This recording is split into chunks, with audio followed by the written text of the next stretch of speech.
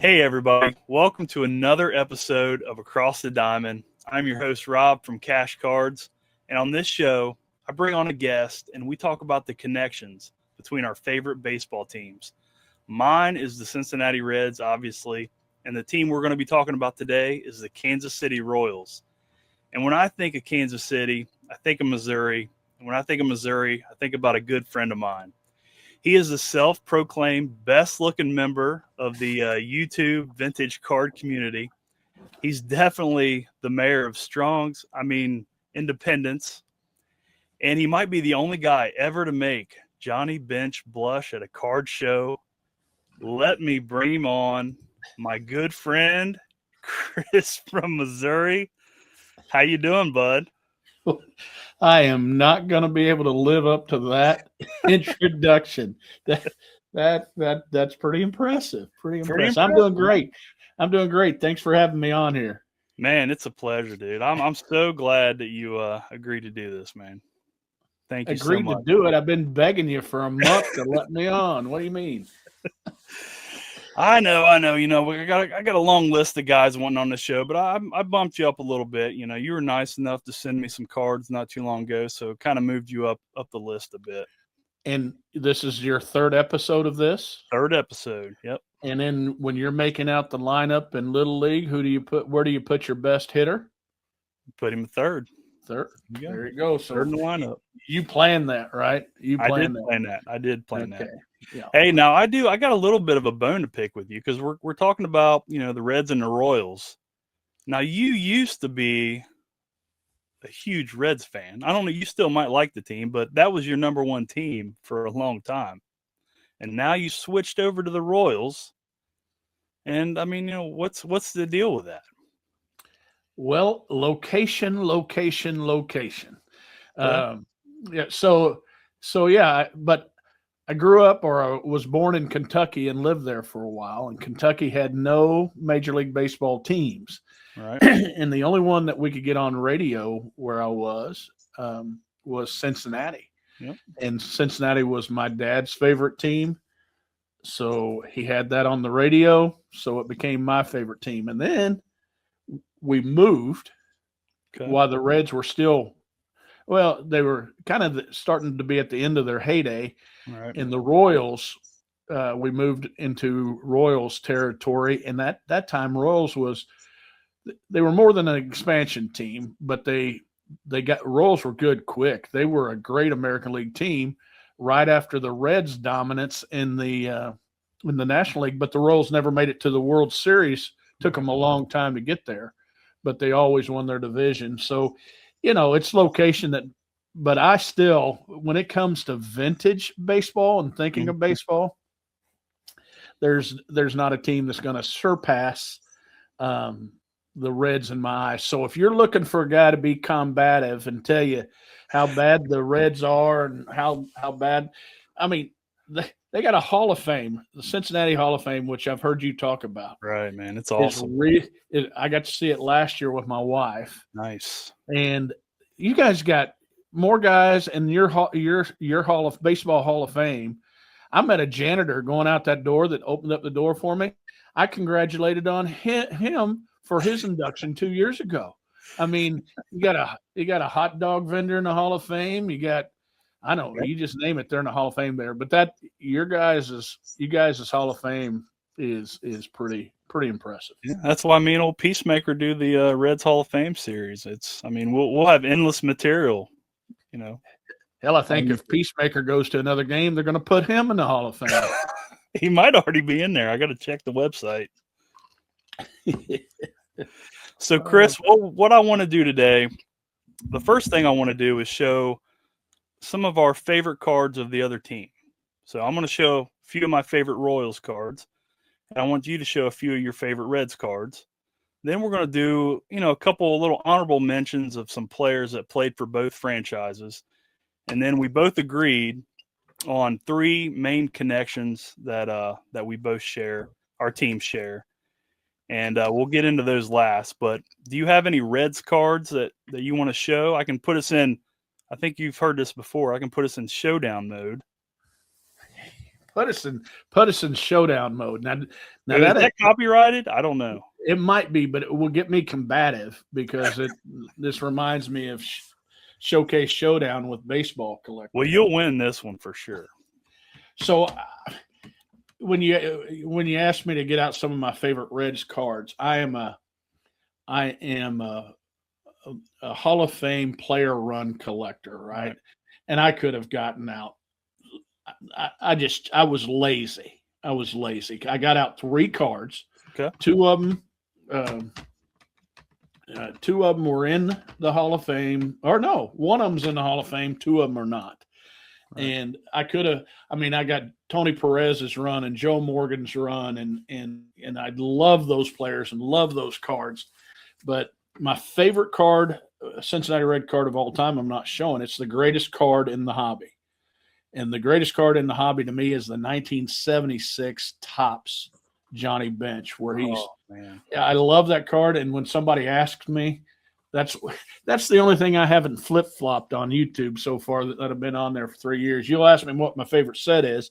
I'll make something up, and then it'll be my worst favorite set a month from now. But that card, when people ask me, that's my favorite card, and I would show it. But I'm going to show you the Hall of Fame rookie card of my Johnny Bench.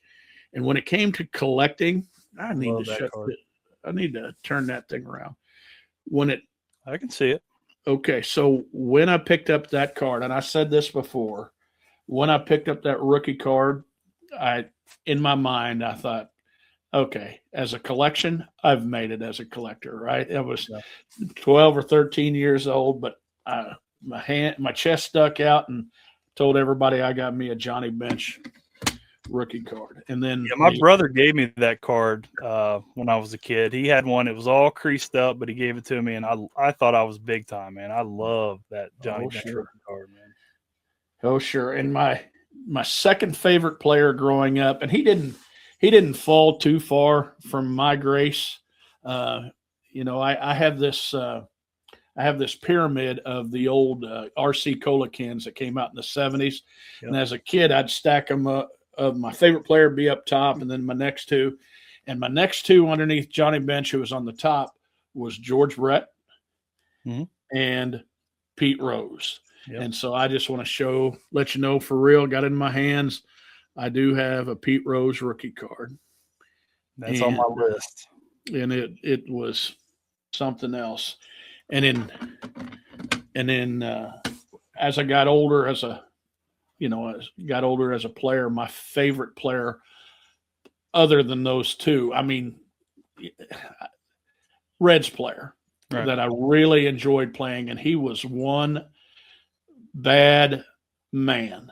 And I mean, when he stepped in the lineup and I just picture his stance. He kind of had his legs were straight. He had his toe pointed toward the pitcher, and he had this bat that was really loose in his hands, but it was getting ready to, like, he was going to choke somebody's neck.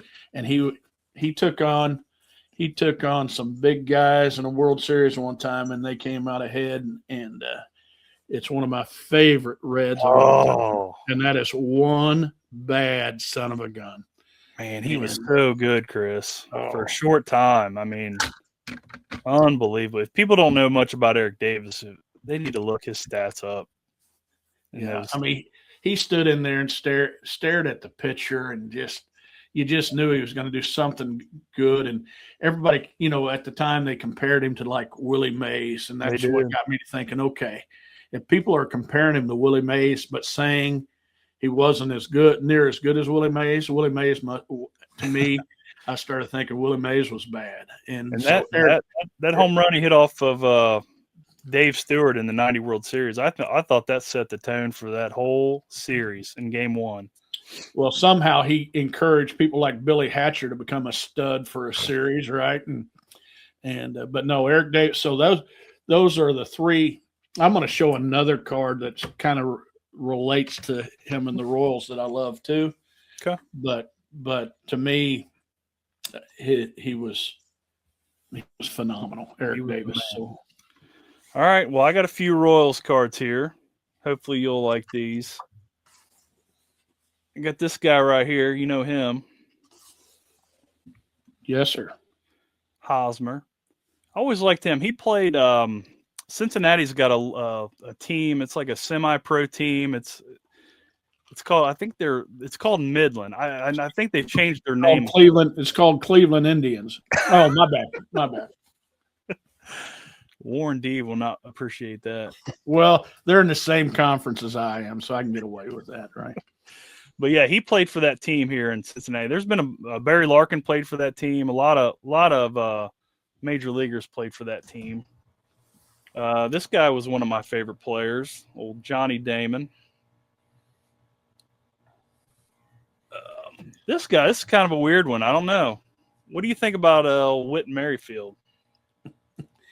Well, I liked watching that guy play for some reason. You know what? He was a good player here. He's a good player here. People don't know that he led the league in hits like 2 or 3 years in a row. Yeah, that's the kind of player I like. A little scrappy guy like that. And then a big player in my childhood was this guy right here. Old Bo Jackson. Couple of his cards. Those are from my childhood collection. And then I found this in my childhood binder. Little poster of Bo. He and I were built a lot alike. Or I was built like that car. Yeah. I might have to get some glasses. I'll have to check that out. Yeah, well. Then this one. This I don't know. These last two are definitely my favorites. Got this Bobby Witt Jr. And I think that's just an awesome card, man. The mullet. Did you ever have a mullet? I did. But let me tell you real quick. Yeah. So a couple baseball players, only people that can get away with that are baseball players and hockey players, right? Baseball players have a hat on. Yeah. So I thought I'd be cool to have a mullet, and I had the straightest hair in the front, right? It's just straight as can be. And then I had this little perm in the back. It's dumb as can be because I was a catcher. And so I was putting the hat on backwards, and it just, I don't know, it looked like a squirrel was resting up in the backside of my head, or a rabbit fell asleep or something. So luckily I got married, and my wife said, no, you can't. Had to get rid of that.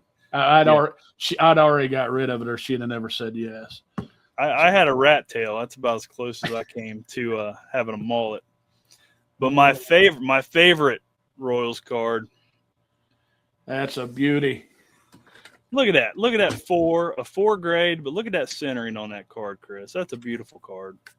Now, I didn't even get out that card, but one sits on my desk all the time. So, man, I just love that card. I'll get us out of this showdown mode here. Okay. Yeah, that was one of the first cards that when I got back into vintage 2 years ago, going on 2 years ago, I bought the Yaz rookie and I bought the Brett rookie. Those were two I really wanted when I was a kid, and so glad to pick that up.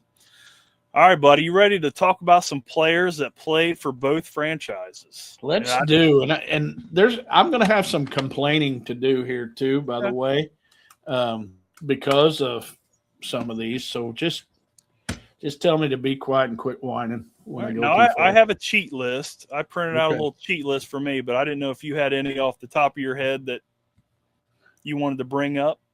Okay. Oh, so you want me to bring up people that played for both franchises? Yeah, you can bring them up, or I can throw some names at you, however you want to do it.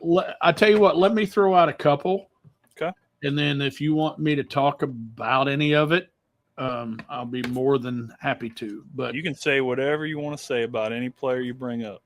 So if you combine the person that I like that as both a Royal and a Red, he didn't play much in Kansas City, but he ended his career and became a coach later, and that's Vada Pinson.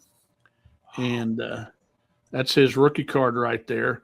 Now, I hope Google might make me not tell the truth on some things, but I think I've said in the past, in high school, he played on the same team as Frank Robinson and Curt Flood. Yes. Could you imagine? Oakland, right? Was it in Yeah. Oakland? Yeah. So Veda Pinson, I tell you what, Veda Pinson was and is very respected in Kansas City. Mhm. He was a great player. He was a great player for Cincinnati, but he's one of those guys that just didn't want to give it up. Right. And he stayed in baseball for the longest time until he couldn't. They And, kicked him out. Yeah, it was in Milwaukee, I think, maybe the Brewers. Yeah, and just what a prince of a guy. And I would vote for him to be in the Hall of Fame just because he was overshadowed by so many. But he's close, but probably not gonna be in there. But I know he's in the Reds Hall of Fame, and the Royals just revere him. So the other person I want to show, and I hope is a guy that you got a couple guys that became managers of the Royals. Okay. And this one right here, Buddy Bell. Oh man. And Buddy Bell was a really good player for the Reds, very good defensive player, probably one of the best defensive players at to ever play third base, and gets a lot of credit and gets a lot of love. Not quite a Hall of Famer. He became a coach for the Reds or for the Royals, and George Brett was his biggest supporter. And there was some radio stations. They had this fundraiser for something, and the radio station was hosted it, and I think George may have had a couple extra in him, right? Yeah. And he got upset with a sportscaster who's also very highly respected, and they kind of went at it and of what the sportcaster said about Buddy Bell.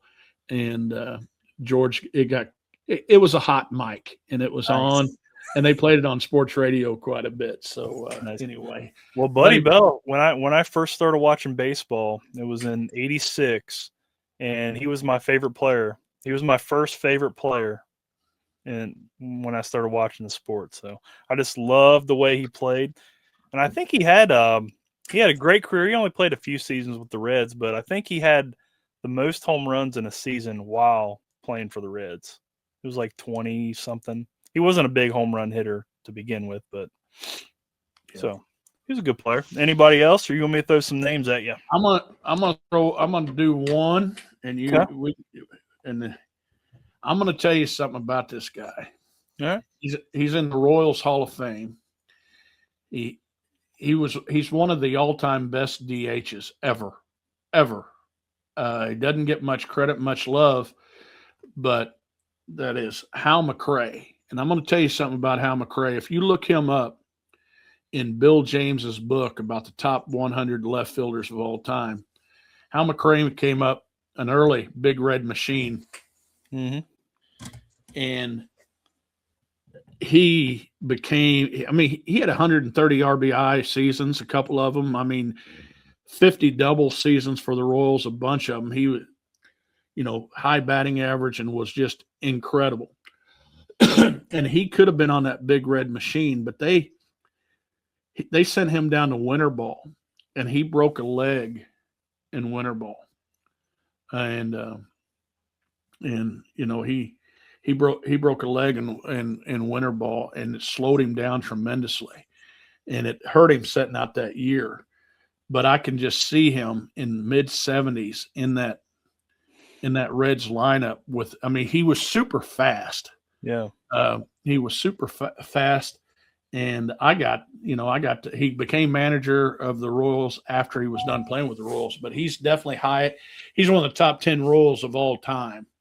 And if he'd have stayed on that Big Red Machine, you would have liked him more than I liked him. I'm just here to tell you. I would bet. Yeah.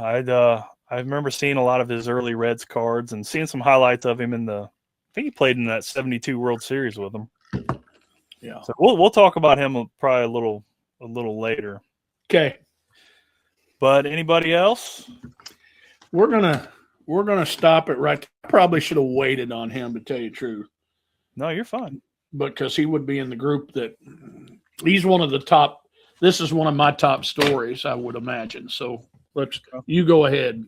All right. I got a couple guys. I'll show some cards of. Moose. He didn't work out too good with the Reds.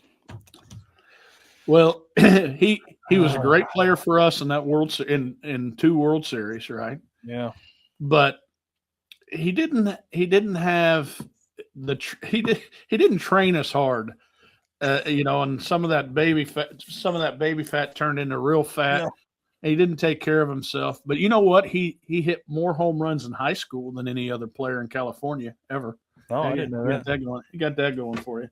Yeah, he did good for you guys, and then Milwaukee, and then we got him, and it wasn't very good. You guys got this guy right now, Jonathan India. I don't know if he's working out for you or not. He didn't have a great season. I got to see him play spring training, and he was on fire in spring training. And I just thought, man, he's going to help us a lot. But I think he's going to have a bounce back year. I love him. He's one of my favorite players, man. He was Rookie of the Year for the Reds. Here's a guy. I don't know if you remember this guy right here. I don't know if he played. He maybe 1 year with you guys. Hal Morris. Yeah, I got what is that? There's a baseball card that there's 10 million of them. I got a Hal Morris card. Yeah. What about old Lee May? That's an answer. That's an answer to a trivia question. I have a picture out back in the back room, and he was a coach on that '85 Royals team. Okay, I didn't know that. Batting coach. He might even played a game. I don't know if he played a game or anything, but he's on the picture. And I'd tell anybody to look on that picture, and if you can tell me who has the most career home runs than anybody on that picture, it'd be Lee May. Lee May was a bad son of a gun for the Reds. He was, yeah. He was. I'm glad we traded him though, because was he in the Joe Morgan trade? I can't remember. What about this guy right here? Cesar Geronimo. I forgot about. He's one of my favorite players. Yeah, he's one of my favorite players. Now, if you look at this George Brett card, you can see who he's shaking hands with there. It looks like, if you reverse that card, it'd be George Brett shaking his hand for Cesar Geronimo's home run, but we know different, right? Yeah. How about this guy right here? This is one of my favorite guys. Michael Lorenzen. I like him. Yeah, he had a pretty he had a I think after his dad passed away, he had a rough relationship with his dad. Okay. They kind of made up. It's a good story to look up, man. He this is from the game. He was gone on, he left to go to his dad's funeral and all that. And his first game back, he was pitching out of the bullpen, and he could always hit too. And he came up, I think it was might have been against the Dodgers, can't remember. And they let him bat instead of bringing in a pinch hitter. He hit a home run. His first game back after his dad just passed, and he got in the dugout, and he got so emotional. His teammates knew it, and it was just a great moment to witness. He was kind of a phenom there with the bat. Yeah. With Cincinnati with so much power, and he got hurt last year, but he was good for us, right? And he was a good fourth starter, that kind of stuff. But he doesn't pitch like a pitcher. Right. He just says he's got. When you said, when I said it, we like him. My wife really likes him because he's got arms like this. He's a good-looking fella. He's big, big, strong, but he just grabs the ball and he throws. Right? It's not. And well, he came up he was drafted as a center fielder, so I don't think he was. I don't know when he started pitching. Yeah. Well, you're not going to rush the mound too quick on him. You're going to get halfway there and say, I found what I was looking for between home plate and let me turn around and go back where I was going. So That's probably how they thought about you when you played. They didn't want to mess with you. How about this guy right here? Johnny Cueto. Say what you want about now. Royals fans still love him, and he lost some big game. He was our hired gun in the World Series down the stretch, right? Yeah. He earned all of his money. He had 2 starts. One of them was one of the most important starts, and he had his shimmy and shake going. You know, as to me was the modern day version of Louis Tiant. He would dance around the mound. He'd shimmy and shake and do all this. He's a fan favorite here. And when we first, if you would break it down and look at what we paid for and what he gave us, you would be like, man, that's like, $10,000 a strike, crazy. But we didn't have a true number one. Right. And when we picked him up, he became our true number one, just like that.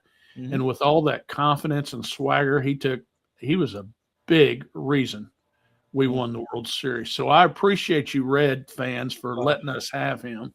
We got nothing out of that deal. That's when they traded a bunch of guys the Reds did around that time. Bruce and Cueto and Todd Frazier, and they got absolutely nobody. I think we got John Lamb, a left-handed pitcher from you guys, and we got Finnegan, another left-handed pitcher. He looked like he might have been all right, and then he just didn't pan out.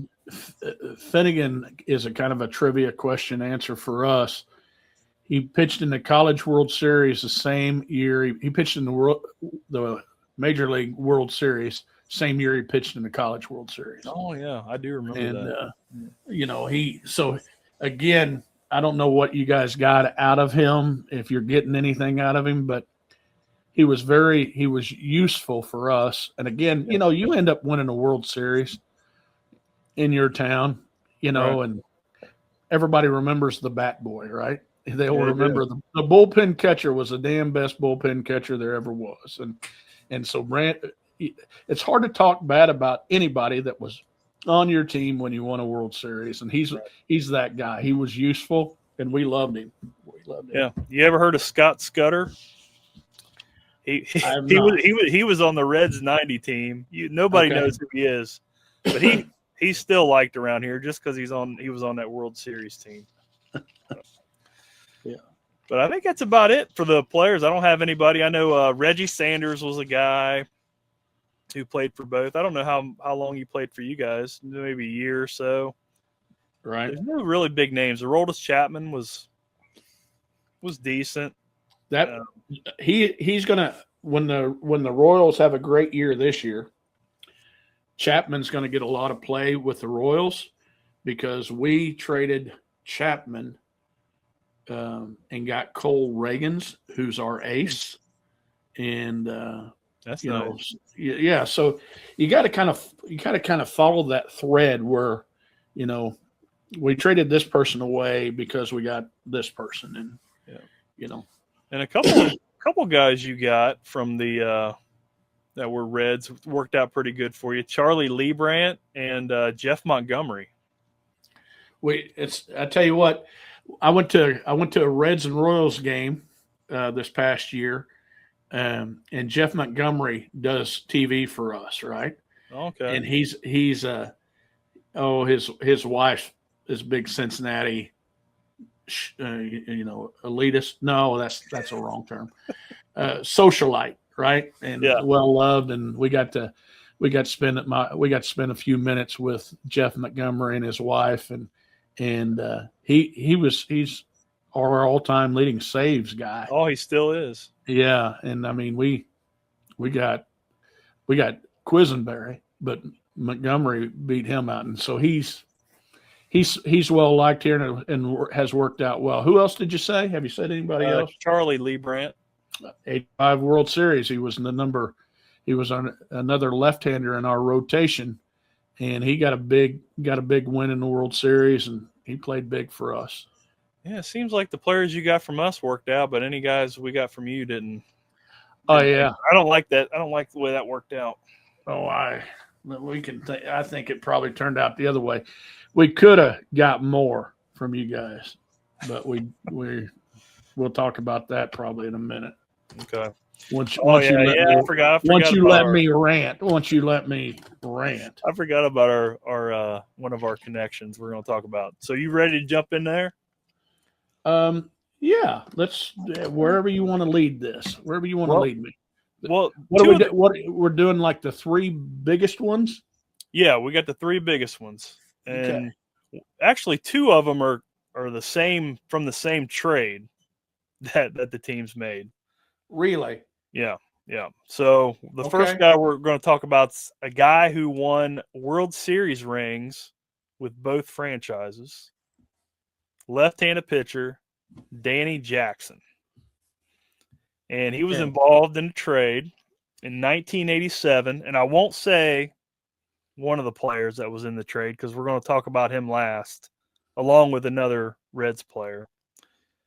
But the Royals traded him with, I don't know if it's Angel or Angel Salazar to the Reds for Ted Power. And then this other, we'll say a shortstop. Yeah. And Danny Jackson, for what I know about Danny Jackson, his time with the Reds, when we got him, it was 1988. If it wasn't for Oral Hershiser in 88, Danny Jackson would have had the Cy Young. I mean, he won 23 games. I think he was 23-8, sub-3 ERA, and he just had an unbelievable season in 88. But obviously, the Bulldog, Oral Hershiser, had a little bit better of a season. And then in 1990, he pitched game 2 for the Reds and kept them in the game and did good with them throughout the playoffs. So that's kind of my memories of Danny Jackson. And I know he played for your team in the 85 World Series. So do you have any thoughts about him? So I challenge you to look this up yourself for the Reds, okay? Because I have not looked it up for the Reds. But when he started for the Royals, he had a chance every time he started to not give up many hits at all. 3 hits, 5 hits. I mean, he had some stuff. And I think he was just, he was in our rotation in the World Series. He was a starting pitcher for us and a great starting pitcher because we had left-handers, Charlie Lee Brandt, Bud Black, Danny Jackson. 3 left-handers in a rotation is pretty good. When you put Brett Saberhagen, the Cy Young Brett Saberhagen, on there, along with the all-time winningest Royal pitcher, Mark Gubicza. Wow. And then, and so it was kind of the way he had it. Jackson was a power pitcher and could be a power pitcher, right? Saberhagen and Gubicza, they threw hard. Their sliders were hard. Their pitches were hard. All kinds of energy on the mound, right? Mm-hmm. And then you throw in Charlie Lee Brandt, who looks like he's taking a quick nap at the start of his delivery. He was crafty. He was crafty. He was crafty. But, I mean, he'd put you to sleep along, Charlie Lee Brandt and Bud Black are just – and you throw those – and then you got these 3 guys just throwing fire. And it worked out well. And Danny Jackson, it's called an immaculate inning, right?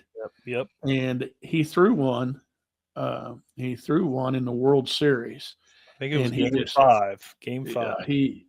He was a big time pitcher for us, and we would not have won the 85 World Series had it not been for him, right? Yeah, it seemed like he stepped up under pressure.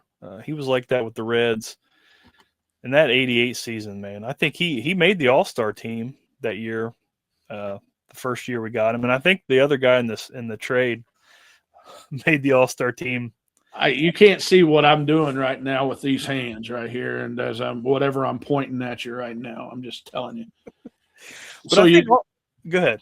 Go. No, you go. But you finish your thought there. I was just going to say, I think that the year that he won 23 with the Reds, he had 15. He had 15 complete games that season. Yeah.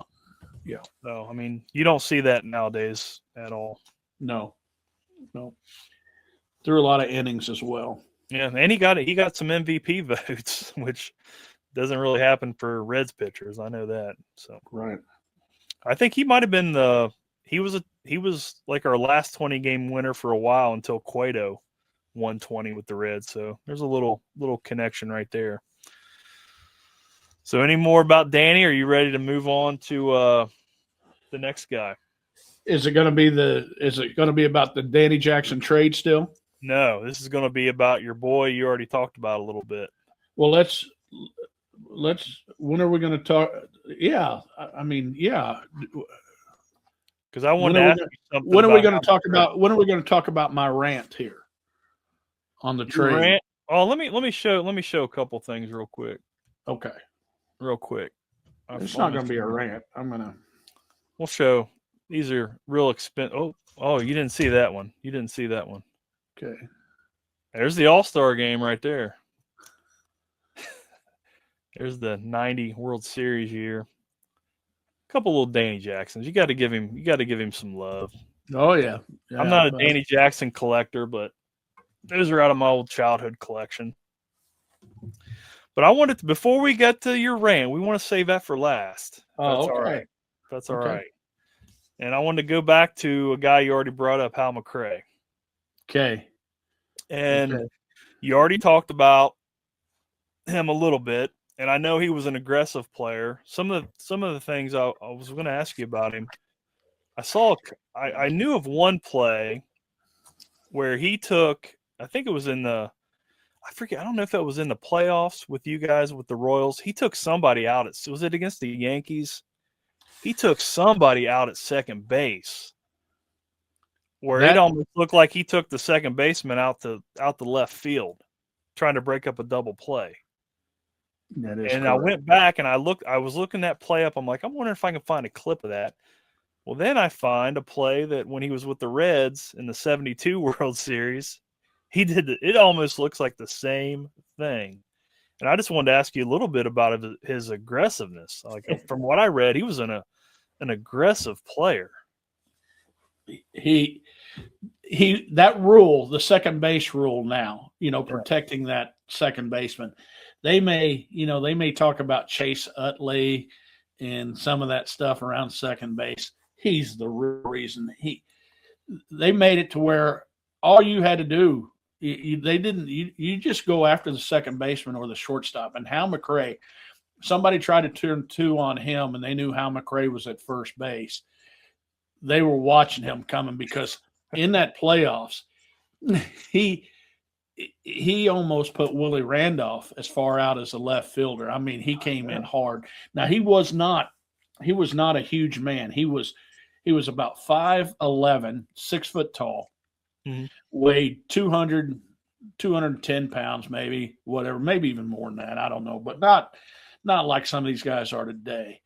But he was 210 pounds and 50 of it was his ass. And he had a big, I mean, his lower body, his thighs and his butt were just big. And he would hip toss them. I mean, he'd come in there and people, if you're watching this, Google Hal McRae taking out the second baseman. And you can see time after time, he did not discriminate either. It was either a second baseman or a shortstop. He did not care what team you played on. Yeah.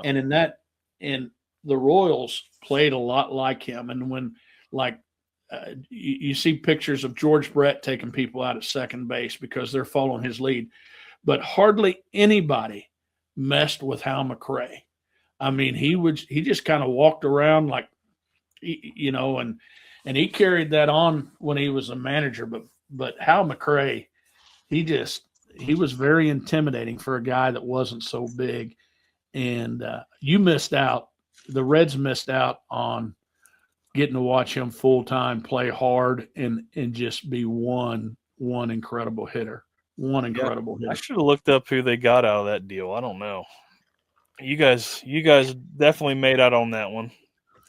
But one thing I did want to talk, I wanted to talk about his time as a manager, and this is, and it looked like he had he didn't do bad as a manager. I mean, he always had competitive teams, but there was an incident that happened, and unfortunately for him, it was recorded, and I kind of wanted to get your thoughts on. He kind of blew up. Somebody asked him a question. I can tell you exactly what the question was. Okay. And let me paint the scene for you.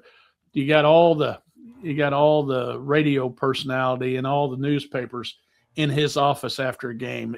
If this was in New York with the hundreds of reporters that had been around, this would be a bigger story than what it was. Yeah. But he's sitting at his desk after a loss, right? Right. And he's sitting at his desk in his long thermal underwear because it's late in the season, and he's got his pants off. There's a cigarette lit in his ashtray. I think he's already poured himself a drink. He's already said the F word hundreds of times before the reporters go in.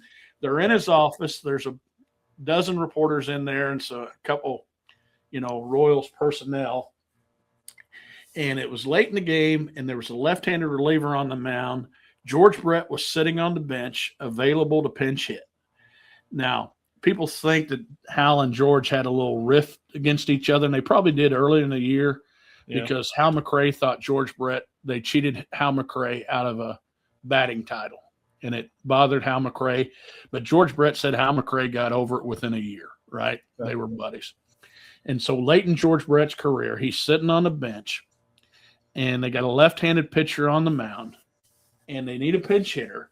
And they call in this pinch hitter that's got a .150, batting average. And this guy comes out, this pinch hitter comes in and strikes out to end the game. And one of the reporters, and supposedly he's been asked that question, and it's been in his mind. Right. One of the coaches said, asked him, hey, you got Brett sitting right here. You can use him as a pinch hitter. And so the reporter says, okay, you got a Hall of Famer sitting on your bench, and this, you got runners in scoring position, and you pinch hit average Joe Schmo that, whatever. Yeah. And he gets mad and says, he's a left-handed pitcher. I've been doing this, forever. I know what the matchup. And he says, F it. He picks up this phone and he twirls it around. And the best video of it, there's a reporter in front and he's not even the one that asks the question. But whoever after he pins this around and he says, that's why I didn't do it. He's, I don't care who he is or that kind of stuff. Yeah. I'm the manager of this team. I was playing the odds, and he throws his phone. He says, now put that in your pipe and smoke it. I'm not taking no off. You guys are not taking no off the players. I'm sick and tired. I'm fed up with everything. No from you guys, no from you players. And they can do any thing they want to do. I'm sick and tired of all this bullshit. Now, put that in your pipe and smoke it. And when the guy turns around, the camera's on, a little bit on, and then this guy says, okay, guys, we probably ought to leave, who's the Royals personnel. The guy that turns around has a big old bloody nose. He got hit with the cord. He didn't get hit with the phone. Oh, okay. But he didn't sue or anything like that. But he had all the evidence. He could have owned half the Royals by now. But everybody left. But put that in your pipe and smoke it. I credit it to Hal McRae. And love it. And if you're watching this, Google Hal McRae manager meltdown, and you'll see tons of video. You make that decision for yourself. But again, if whatever he did in Kansas City at that time, if it wasn't going to work, having George Brett, a Hall of Famer, on your bench to pinch hit, you're going to get, Yeah, I don't care. You're gonna get that. You're gonna get that question. But Hal McRae was a character. I got I played against his son in baseball, and so I got to see him come to some Hal McRae set at some games, Yeah. and he's just scary. He was just a scary dude, and his reputation for being a badass kind of followed him, right? So yeah. And I miss managers like that, man. We when we had Lou Piniella here in Cincinnati, it was the same thing. I mean, he's fighting, and he played for the Royals. There's a connection. You could have put him down. See, he was he was Rookie of the Year, baby. Yeah, Rookie of the Year. He's getting in fights with Rob Dibble in the locker room. And I remember watching that, and it was the first day that Bip Roberts just got traded to the Reds. And that fight between Lou Piniella and Rob Dibble took place. And somebody had a camera in there. Well, they told him to get out, and he kind of moves the camera a little bit to the right. And the look on Bip Roberts' face is just priceless. He's like, what have I come into right here? You know, what is going on with this team? So that was mismanagers like that. And Hal McRae, he's loved by Kansas City. I know there's fond memories of him as early, it's nice that he was an early Red, but man, he really made a name with you guys and part of your guys' franchise for a long time. Yeah. Long time. Still thought highly. Highly. All right. You ready to wrap this up and talk about the last and final connection? And we're going back. We're going back to the trade. And when did that trade? November 6th. So that was close to my birthday. So it was kind of a birthday gift for me. 1987, the Reds sent Ted Power and somebody else, I think his name was Kurt Stillwell, to the Royals for Danny Jackson, who we already talked about. And Kurt Stillwell, I think he was a number 1 or number 2 draft pick. Was he picked number 2, I think, overall? I don't know. But he was racing. Yeah, I can't think right now because it's starting to bubble up a little bit. I hear this little bubble. The liquid in my brain's getting hot here because of this. But, people might ask, why are we talking about this trade again? And it's not about the trade of Kurt Stillwell to the Royals. It's kind of what could have been, because the Reds had 2 top prospect shortstops at the time. One was Stillwell, who was the high draft pick. And then the other one, Chris, is my guy, Barry Larkin. And from what I've talked to you, rumor is the Royals kind of could have had Larkin or Stillwell. And things could have been a lot different for the franchise, for you guys, if they would have gotten Barry Larkin. So you said you got a rant. I'll go ahead and throw it your way and see what you think about this trade. Yeah, I shouldn't be so upset about it, but I've been upset about it since I've been in college, right?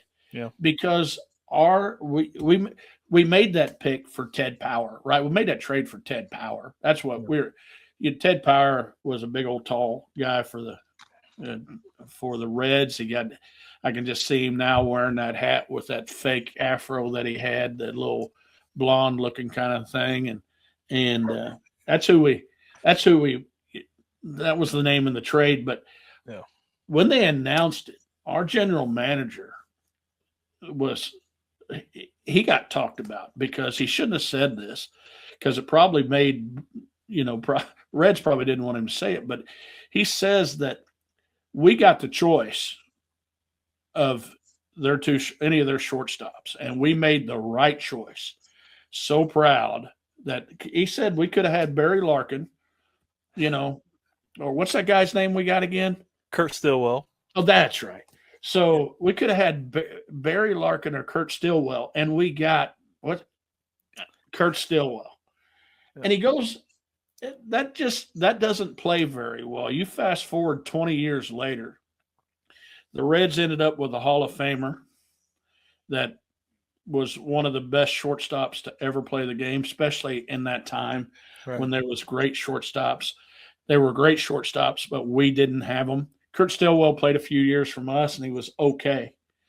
But we went from him being a shortstop to somebody different every year and never being able to fill that role. And to think that we could have had Barry Larkin, and that things would have played out very different for the Royals. They would have kept different players, and Barry Larkin could have been in that Royals lineup for the longest time. But you don't go on television and say we could have had any shortstop we wanted, but we chose Kurt Stillwell, and that's like saying nah. All you guys got left was a Hall of Famer. Like, you might as well say, I really screwed that one up. So, because I wonder about that, because there was a pretty big battle between those guys. Like in spring training, it was talked about a lot in Cincinnati, and I think because Pete Rose was the manager at the time, and I think he was on the Larkin bandwagon, because Kurt Stillwell was actually looking a little better. I mean, he was looking a little better when he got to play in the big leagues. And Larkin was struggling, but I think it seemed like Rose saw a little something special in Barry. And I'm so glad. Oh, Chris, I'm so glad that they made that choice. Barry is very, very underrated as a shortstop of how good he was. First 30-30 shortstop. Yeah. Yep. There's 11 people in Cincinnati that knows that, though. If he did that in New York, everybody would know it. Yeah. Yeah, he was a guy that you could bat anywhere in the lineup. I think Lou Piniella said that. He's like, I could lead Larkin off, I can bat him second, I could hit him third. He would do whatever it took to win a game. Like, there were so many times when I watched him. You get a guy on second base, he was going to hit the ball the other way no matter what. He would sacrifice himself to get that runner over. And he was just one of my favorite players ever to watch. And so glad. Did I say that already? I'm so glad that the Reds kept Larkin and traded Kurt Stillwell. Now, Stillwell did make the All-Star team in '88, and the All-Star game was in Cincinnati. And if you watch a clip of, how they introduced the players in the beginning of the game, Stillwell got a pretty nice round of applause from the Reds fans. He was really liked, and he was for some reason, teams love those high draft picks, and sometimes they hold on to those guys a little too long. They give them so many chances when they're not panning out. But he was loved by the Reds fans. But the Reds, did I say that I'm so glad that the Reds kept Barry Larkin and traded Kurt Stillwell? Yeah, so I got a couple cards I want to show before we get out of here. Oh, okay. I want to show a Barry Larkin card. Can I do that? Oh yeah, I like that card. I got a Kurt Stillwell card. There you go. Yeah. So there's that Stillwell very long. Yeah. Well, there's a Stillwell there. I forgot to show. Hal McRae. That's a nice card of Hal McRae right there. I like that one. That was a big card back in the day. He was a hobby darling there for a while. This is a Kurt Stillwell Cons rookie card. How about that? That didn't impress you much, did it? No. How about that one? Look at that Barry Larkin card. Love that autograph. And then this one, I forgot. Larkin, he won an MVP too. Did you know he won an MVP for the Reds? This was this was a gift from Picker Jim. Look at that. Let's shout out Picker Jim. Look at that. Team USA, Barry Larkin. And then one of my favorite cards in the collection right here. Barry Larkin Cons rookie card. You need to get this one, Chris. It's a tough card. It's not a cheap card. Well, for me it would. But that's it, buddy. You got anything to add, or are we ready to get on out of here? No, but I tell you, I as a collector and as a baseball fan have a deep tie with both teams. Yeah. You know, I have a deep love of the Cincinnati Reds. You know, my favorite player is still a Cincinnati Red. Right. You know, I got to hear a conversation with George Brett and Mike Schmidt, and both of them, the year of the draft, thought they were going to get drafted by the Cincinnati Reds. And you can only imagine what that team would have looked like. I don't know how the Reds did. You know, Brett, but Mike Schmidt's from Dayton, Ohio. I don't know how the Reds missed out on him. I mean, yeah, I'll never he was 100% sure. Both of them got phone calls from you know, from people that were watching them that said, we're going to make you a Cincinnati Red. So anyway, I got a love for both teams, and they're both great teams, man.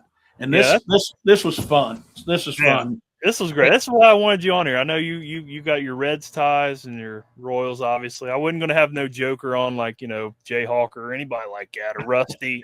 You know what I mean? I understand. I didn't want to have any of them jokers on here, but yeah, I know, because I talk in complete sentences and they don't, and that kind of stuff. But yeah, no, this was so fun. I'd like to come up with a different favorite team and do this again. How about that?